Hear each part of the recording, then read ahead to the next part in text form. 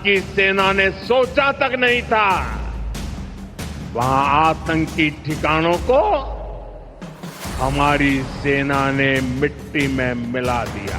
America धमका रहा है, कह रहा है हमने व्यापार रोकने की धमकी दी, इसलिए ऑपरेशन सिंदूर रुका। आपकी हिम्मत नहीं हो रही एक जवाब देने की?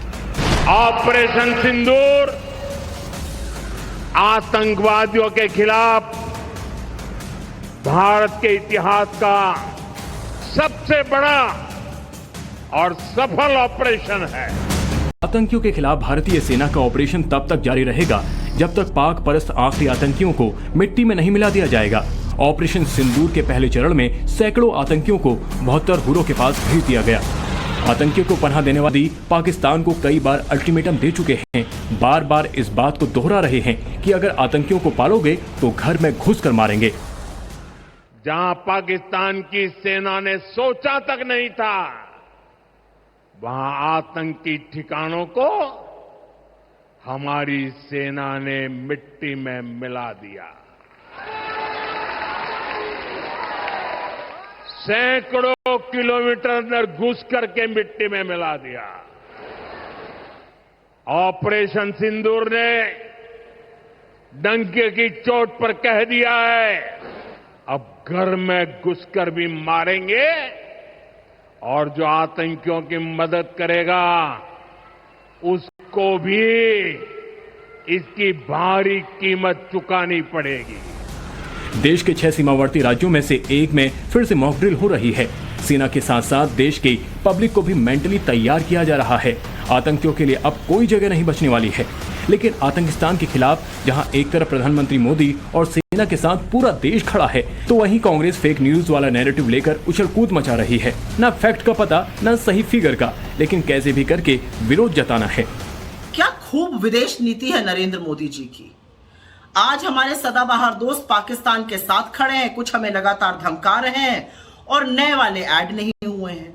नरेंद्र मोदी जी ढोल बजाते रहे विश्व गुरु होने का, लेकिन उधर हमारा सदाबहार दोस्त रूस पाकिस्तान के साथ $2.5 बिलियन की आज की तारीख में डील कर रहा है। देश के हित में सवाल उठाने वालों को, राष्ट्र हित की चिंता करने वालों को देशद्रोही कहा जाएगा। आपको जो कहना है कह लीजिए, इस देश की चिंता हम करेंगे। ये दावा पाकिस्तानी मीडिया रिपोर्ट्स में किया गया था और लगता है शायद कांग्रेस के नेता उसी को फॉलो करते हैं। पाकिस्तानी मीडिया की किसी रिपोर्ट पर भरोसा करके अगर कांग्रेस अपने देश की सरकार को घेरती है तो क्या कहा जाए। राजनीतिक विरोध अपनी जगह है, लेकिन ये कैसा विरोध कि आतंकिस्तान की रिपोर्ट पढ़कर आप अपने ही देश पर सवाल उठा रहे हो।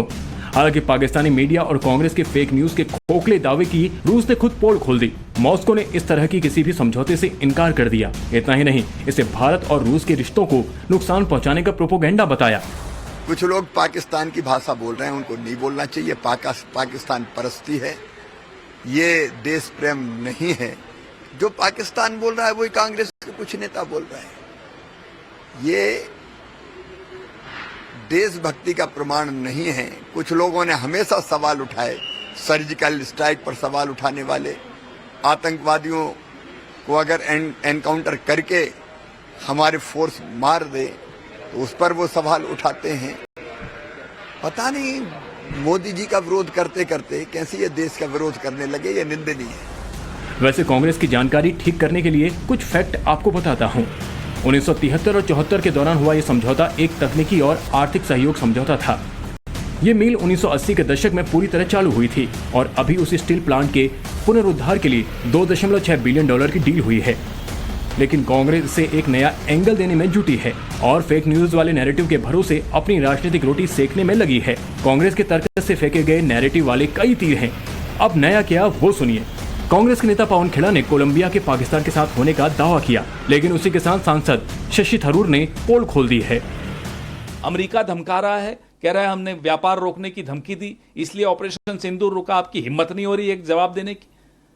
और कोलंबिया जैसा देश पाकिस्तान के साथ खड़ा, भूटान, नेपाल, श्रीलंका, कौन आपके साथ खड़ा हुआ था ऑपरेशन सिंदूर में, ये हम नहीं पूछेंगे। I have to say that we were a little disappointed in the reaction of the Colombian government, which apparently expressed heartfelt condolences on the loss of lives in Pakistan after the Indian strikes, rather than sympathizing with the victims of terrorism. We will say to our friends in Colombia, there can be no equivalence between those who dispatch terrorists and those who resist them. Pahalgam में जिस तरह आतंकियों ने सिंदूर उजाड़ा था, उसी भाषा में जवाब देने के लिए सेना ने ऑपरेशन सिंदूर लॉन्च किया था। प्रधानमंत्री मोदी ने इस नाम के पीछे वजह भी बताई थी, लेकिन विपक्षी पार्टियों ने इस पर मजाक उड़ाया। एक ब्याहता हूं तो एक बात तो अच्छी तरह से जानती हूं कि औरत अपनी मांग में सिर्फ अपने पति के नाम का सिंदूर भरती है, क्योंकि वो सुहाग की निशानी होता है, सौभाग्य की निशानी है। किसी भी ऐरे गहरे नत्थु खेरे का दिया हुआ सिंदूर थोड़ी मांग में भर लेंगी हिंदुस्तान की ब्याहताएं। Every women they have a respect. They take sindoor from their husband.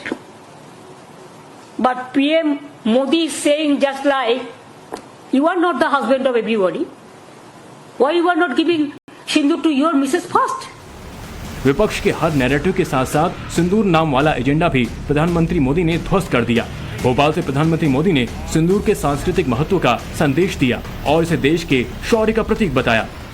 Bharat संस्कृति और संस्कारों का देश है और सिंदूर ये हमारी परंपरा में नारी शक्ति का प्रतीक है। राम भक्ति में रंगे हनुमान जी भी सिंदूर को ही धारण किए हुए हैं। शक्ति पूजा में हम सिंदूर का अर्पण करते हैं और यही सिंदूर अब भारत के शौर्य का प्रतीक बना है। उसके भरोसे अपनी राजनीति का बोल रहे हैं, उनको नहीं बोलना चाहिए। पाकिस्तान परस्ती है, ये देश प्रेम नहीं है। जो पाकिस्तान बोल रहा है वही कांग्रेस के कुछ नेता बोल रहे हैं। ये देशभक्ति का प्रमाण नहीं है। कुछ लोगों ने हमेशा सवाल उठाए, सर्जिकल स्ट्राइक पर सवाल उठाने वाले, आतंकवादियों को अगर एनकाउंटर करके हमारे फोर्स मार दे तो उस पर वो सवाल उठाते हैं।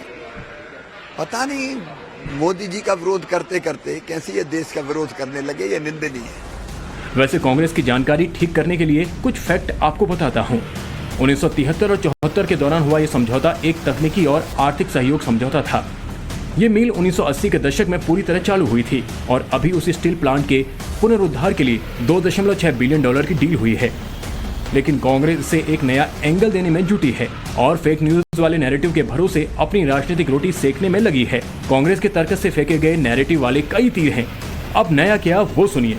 कांग्रेस के नेता पवन खेड़ा ने कोलंबिया के पाकिस्तान के साथ होने का दावा किया, लेकिन उसी के साथ सांसद शशि थरूर ने पोल खोल दी है। अमेरिका धमका रहा है, कह रहा है हमने व्यापार रोकने की धमकी दी, इसलिए ऑपरेशन सिंदूर रुका। आपकी हिम्मत नहीं हो रही एक जवाब देने की।